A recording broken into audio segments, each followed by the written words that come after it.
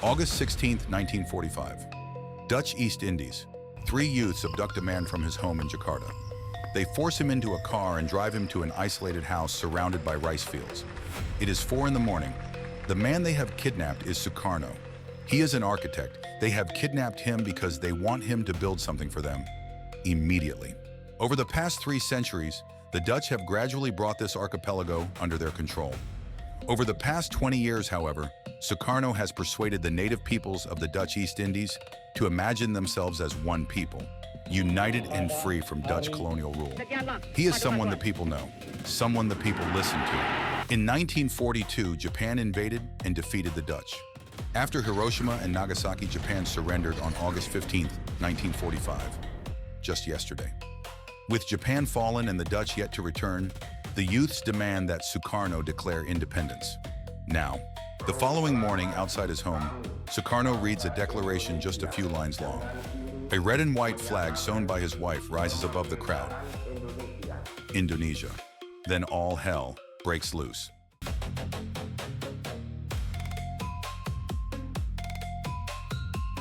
Dengarkan Dwi Kora itu berbunyi. Kolonel Untung menyelamatkan Presiden Sukarno. Singapore, 1850. British navigator George Windsor Earle invents the word Indonesia, from the Greek words Indos, India, and Nisos islands. At first, Indonesia is merely a word used by scholars to describe the islands of this region and the native peoples who inhabit them. In the 1600s, the Dutch trading company known as the VOC began seizing these islands one by one, forming alliances with local rulers and, through them, forcing the native peoples to produce resources for sale in Europe. When the VOC collapsed, the Dutch state absorbed its territories and continued the expansion. Hundreds of tribes, dozens of kingdoms, hundreds of languages and different religions.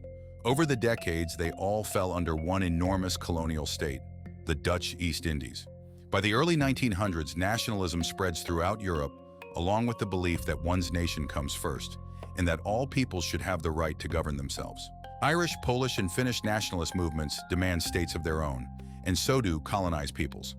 In 1924, Dutch East Indies students studying in the Netherlands renamed their student association's journal from Hindia Putra, Sons of the Indies, to Indonesia Merdeka, Independent Indonesia.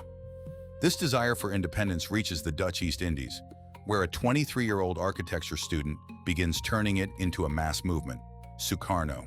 Born to a Javanese schoolteacher and a Balinese mother, Sukarno grows up in a country where the majority, native people like him, are treated as second-class citizens, while Europeans, barely 0.5% of the population, enjoy privileged status.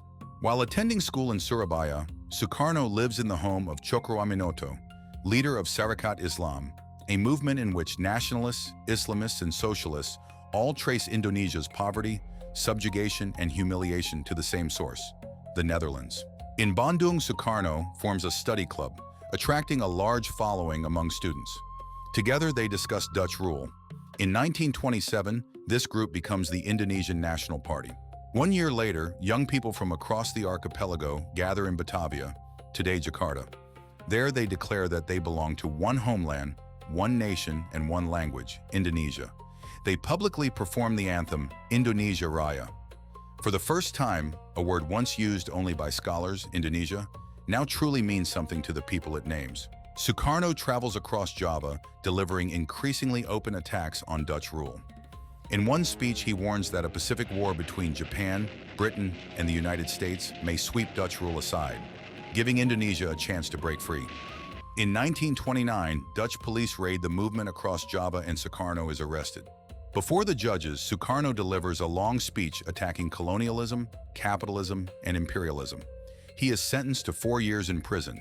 His speech, however, receives such extensive coverage in the press and attracts such enormous public support that he becomes the voice of millions of native people across the Dutch East Indies. Under mounting pressure, the Dutch authorities reduce his sentence and release him early. After his release, Sukarno resumes his travels across Java, meeting other nationalists while earning a living through an architectural firm he runs with a friend. In 1933, after publishing Achieving Indonesian Independence, he is arrested again. Dutch authorities exile him to the island of Flores. To escape loneliness, Sukarno creates the Kelimutu Theater Club, staging entertaining plays for children and locals. Yet even here, beneath the jokes and adventures, nationalist messages often find their way onto the stage. After an outbreak of malaria on the island, Dutch authorities transfer him to Bengkulu, Sumatra. Having spent a decade between prison and exile, while the Dutch show no intention whatsoever of packing their bags, Sukarno's dream of an independent Indonesia seems more distant than ever. Yet exactly here, history takes the script and tears it apart. Germany invades the Netherlands in May 1940, defeating it in 1 week. Japan then invades the Dutch East Indies in January 1942, seizing the colony in just 2 months, exactly as Sukarno had predicted. On March 17, 1942, Sukarno wakes to the sound of Japanese trucks rumbling outside his place. Japanese Captain Sakaguchi greets him with a broad smile. Japan knows exactly who he is, and more importantly, what it can get out of him. The Japanese administration offers Sukarno a deal he cannot refuse: Indonesian independence. The price? Sukarno must convince Indonesians to help Japan win the war. With little room to refuse Japanese demands, what at first seems like a mutual exploitation of interests soon proves devastating. Japan drafts between 4 and 10 million Indonesians to build roads, railways, airfields, and military installations across the Japanese Empire, working them so relentlessly and giving them so little food that many are reduced to skeletons and up to 300,000 die. Food is requisitioned from Java on such a massive scale to feed the Japanese army that the island descends into catastrophic famine, with 2 to 3 million people dying of starvation. 40,000 Indonesians are recruited into the Heiho to serve the Japanese army, while another 50,000 are recruited into Peta to defend Indonesia against potential Allied invasions. Indonesian men are routinely arrested by the Japanese military, tortured and executed as suspects, while thousands of Indonesian girls are forced into Japanese military brothels. In just 3 years, Japan brings more suffering, starvation, and death to Indonesia than 3 centuries of Dutch colonial rule. Sukarno feels horrible about the toll it is taking on his people, yet he continues because he sees no other way to achieve Indonesian independence. As Japan nears defeat, it gives Sukarno the green light to prepare for independence. And Sukarno's first challenge is deciding what kind of country Indonesia should become. Indonesia is home to hundreds of ethnic groups, languages, and several religions, yet at the same time, Java alone represents 70% of its population. Javanese is the largest native language, while 87% of Indonesians are Muslim. If Sukarno were to follow the majority, Indonesia would mean a Javanese Islamic state that excludes everyone else. To create a stable country, in Indonesia for everyone, he understands that everyone will have to compromise.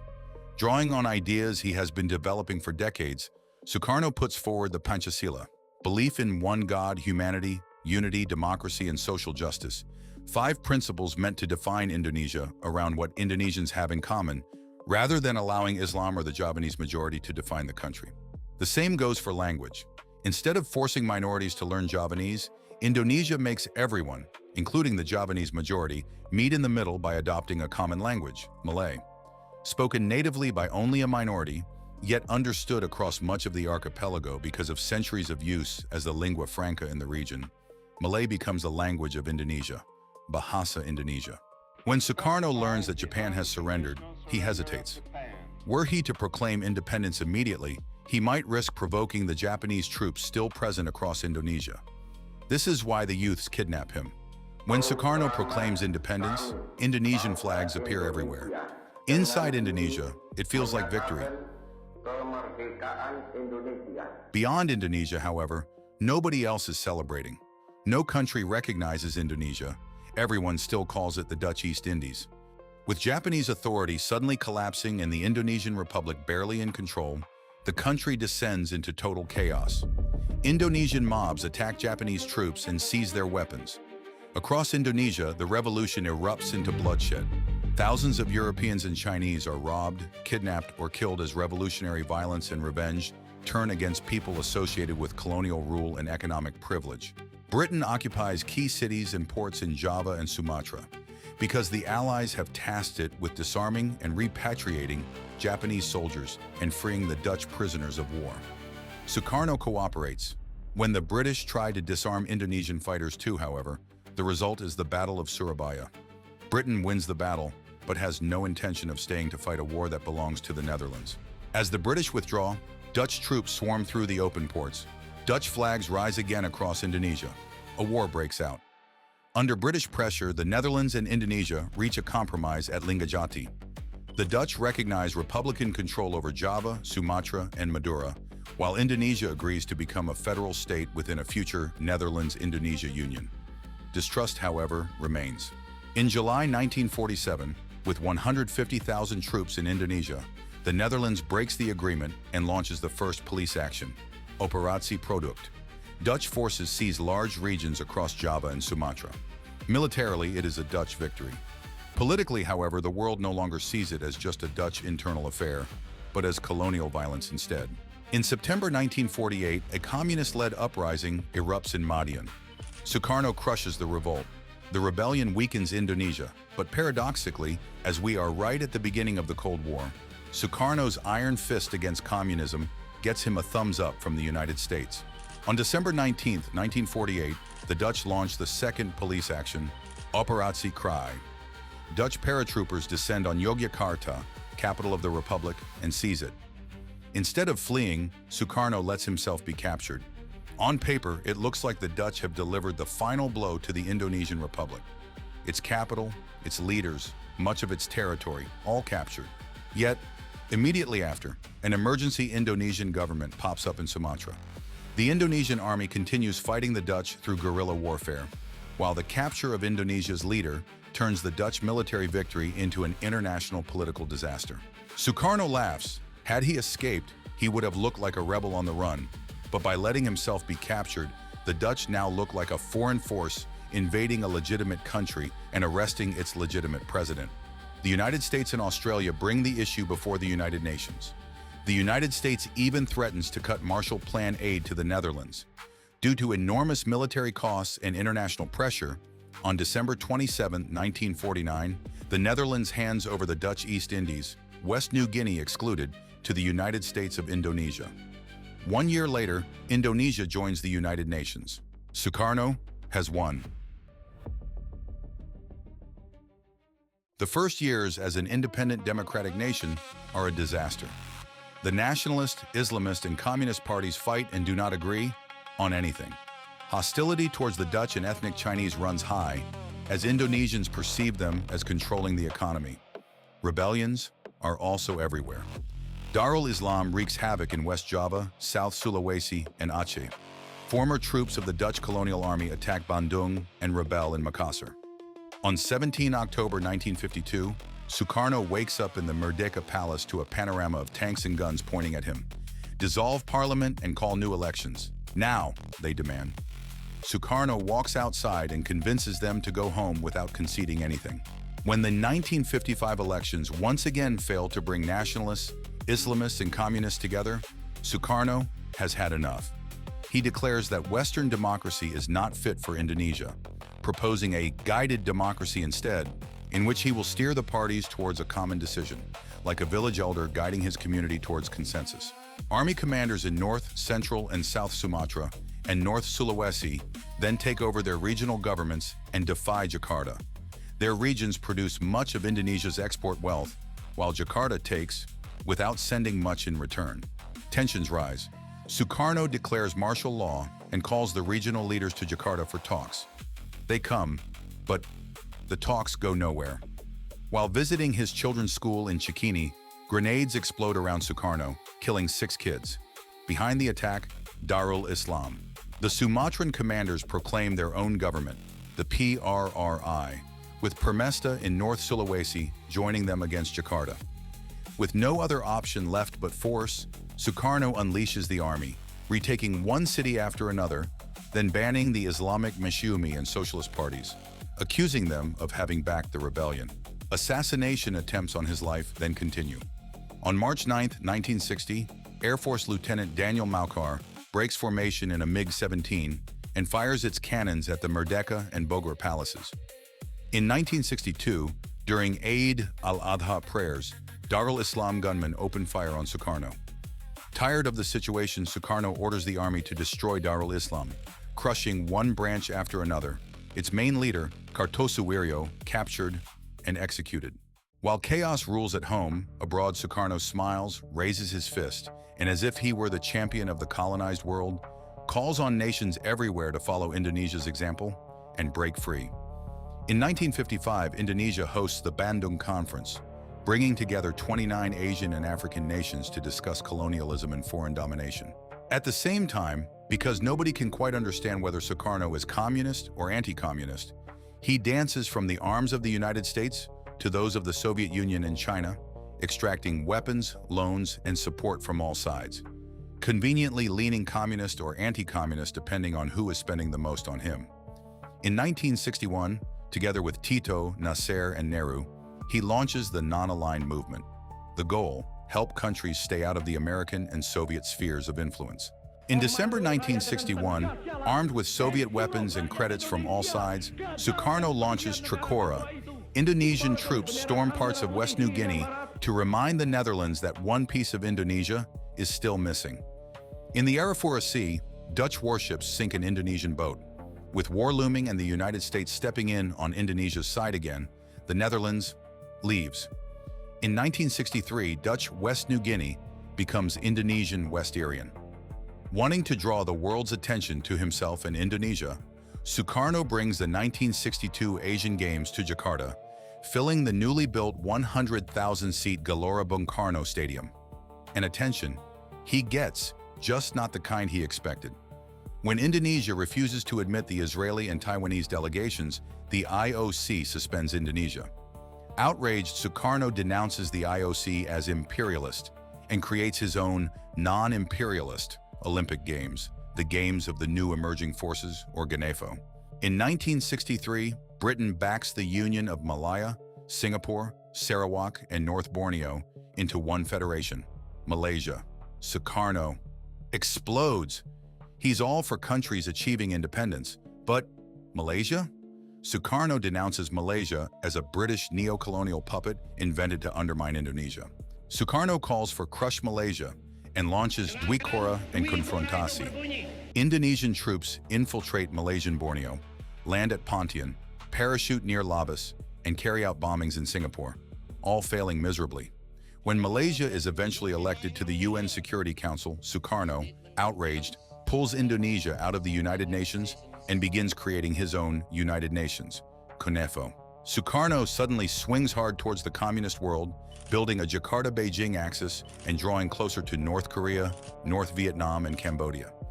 He nationalizes British companies in Indonesia, turns on the United States, bans American movies, orders Beatles albums burned, and throws the Indonesian band coups in jail for playing rock and roll. That sounds a little too American. By now, Sukarno's ego has become as large as Indonesia itself. He orders enormous monuments, hotels, stadiums built across Jakarta. He makes students study, memorize, and discuss his writings, while radio and television broadcast his greatness across the nation. Having put an end to elections in 1955, Sukarno's handpicked assembly makes him president for life in 1963. He renames Kota Baru in West New Guinea Sukarno City, and Mount Carstens, the highest mountain in Indonesia, Peak of Sukarno. While Sukarno reaches the summit, Indonesia reaches the bottom. In the 1960s, Indonesia is one of the poorest countries in the world. Sukarno barely cares about the economy. He piles up debts, spends fortunes on the army, and lets roads, buildings, and public services rot. His brilliant recipe for saving the economy? Berdikari, Indonesians, figure it out yourselves. Gotong royong, Indonesians, help each other out. And Marhaenism, inspired by some guy named Marhaen, a farmer Sukarno once met who impressed him because, with one tiny plot of land, he still managed to feed his family. If Marhaen could do it, why can't 100 million Indonesians? During the dispute over West New Guinea, to make Indonesians happy, Sukarno expelled the remaining 40,000 Dutch, the country's most skilled workforce, and nationalized their companies, crashing the economy. He then banned foreigners from running shops and businesses in the countryside, driving Chinese communities out of rural areas, with around 100,000 leaving for China.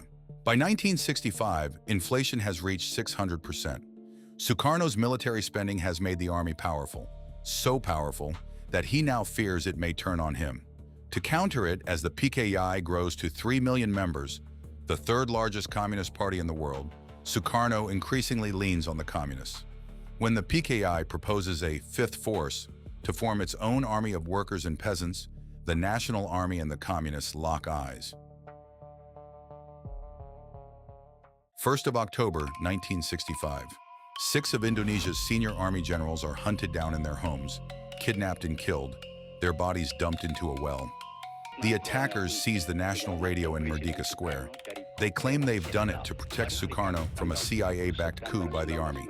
Behind the operation, the 30 September movement, led by Lieutenant Colonel Untung, with involvement from a circle connected to the PKI leader, Aidit. One powerful general, however, is not among the victims, Suharto. Commander of the Army's Strategic Reserve, Suharto retakes the radio and Merdeka Square, then moves against the movement at Halim Air Base, where, for reasons still disputed, Sukarno is somehow also present. Within a day, Suharto destroys the movement. Suharto blames the PKI. Suddenly, a massive anti-communist campaign sweeps across Indonesia, with soldiers and civilians hunting communists and suspected communists, killing anywhere between 500,000 and 1 million people. Without the communists to counter the army, Sukarno's power wanes, Suharto gaining the upper hand. On March 11, 1966, while students demonstrate outside Merdeka Palace, unidentified troops suddenly gather around the building. Sukarno flees by helicopter to Bogor Palace. 3 generals loyal to Suharto follow him. Hours later, the 3 generals leave the palace carrying a document signed by Sukarno, Super Semar, a document giving Suharto authority to restore order. Did Sukarno sign freely or at gunpoint? Nobody knows for sure. Suharto bans the PKI, arrests Sukarno's allies, and gradually strips him of power. In March 1967, Suharto becomes acting president. 1 year later, president. Suharto confines Sukarno to house arrest. Already suffering from severe kidney problems, he spends his final years isolated, growing weaker and weaker as the medical care and medicines he desperately needs are denied to him. On June 21, 1970, Sukarno dies at Jakarta Army Hospital at the age of 69. Under Suharto's new order, Sukarno's images, speeches, and memory disappear from public life. His legacy, downplayed by the new regime as much as possible to make Indonesia forget him. In 2012, Indonesia declared Sukarno national hero. On September 9, 2024, the parliament cleared Sukarno of the accusation that he had betrayed the country by supporting the G30S, finally restoring his reputation 6 decades after his fall.